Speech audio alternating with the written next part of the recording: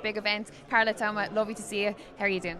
I'm great, thank you. How are you? Yeah, good. How was that press conference experience for you?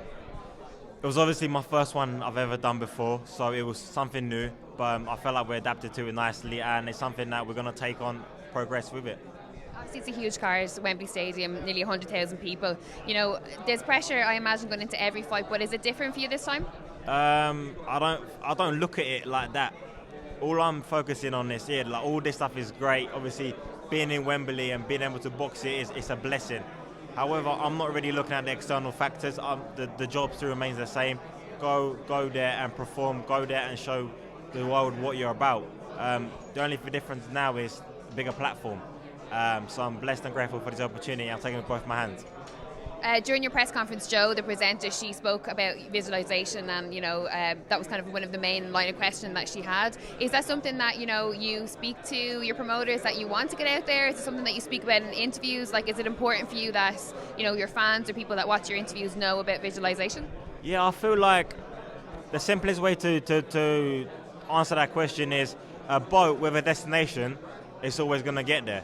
So having that destination, having that mindset, having that plan already, that roadmap in place, it makes things so much easier in a sense. So you're never lost. You always have something to wake up to in the morning. You know what your purpose is. You know what you're battling for. And it is an important aspect that I take very seriously. Obviously, never been to Wembley. This is my first time here. My second time will be boxing here. So when I went out there earlier, I was just looking around, just trying to take up everything and soak it up, so that when I go back home and I'm going to go back and sleep, dream about it and all that, and just be able to soak everything up, because I think that's what it's about.